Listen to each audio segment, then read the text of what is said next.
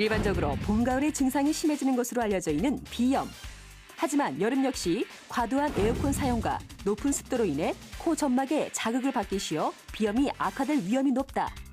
특히 알레르기 비염의 경우 장마철 세균 번식과 휴가철 위생관리의 부족으로 발병률은 더욱 증가할 수 있기 때문에 여름철 비염 관리에 대한 이해가 필요하다.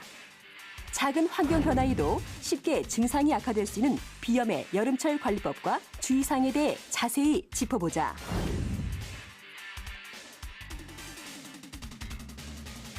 여름이 되면서 더욱 주의해야 할 질환 중 하나가 바로 비염입니다. 봄철 황사나 꽃가루 알레르기만큼 여름철에도 비염을 악화시키는 요인들이 많다고 하는데요. 재발하기 쉬운 여름철 비염 관리법을 자세히 짚어봤습니다. 보통 비염이라고 하면은 만성 비염을 이야기합니다. 급성 비염은 감기로 알려져 있는데요. 열을 동반하는 경우가 많고 몸살과 같은 전신 증상을 수반하게 됩니다. 그리고 다른 사람에게 전염되는 전염성을 가지고 있기도 하고요. 증상은 2주를 넘기지 않는 것이 일반적입니다.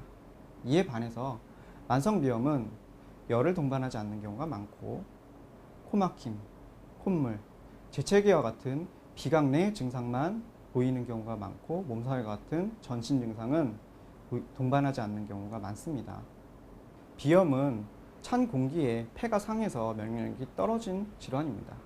따라서 찬 기운을 피하는 것이 중요한데요. 여름철 찬 음식, 찬물을 먹게 되면은 위에 찬 기운이 들어가게 됩니다. 신체의 안팎의 온도가 커지게 되면은 이를 조절하기 위해서 에너지가 필요하게 되고 면역력이 떨어지게 됩니다.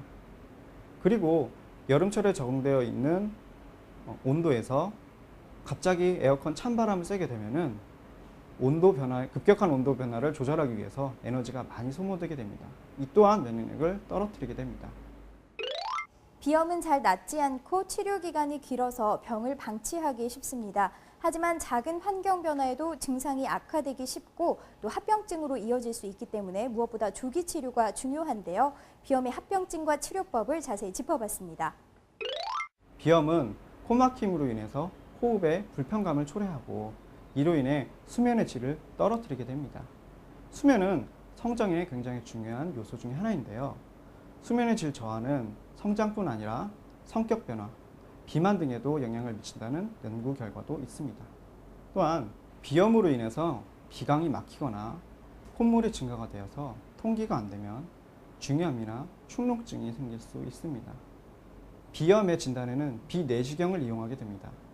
비내시경을 이용해서 보면은 점막이 비유되어 있는 만성 비후성 비염, 반대로 점막이 위축되어 있는 만성 위축성 비염, 그리고 알러지 비염과 같은 경우에는 특징적으로 점막이 창백해지는 경우가 보이기도 합니다.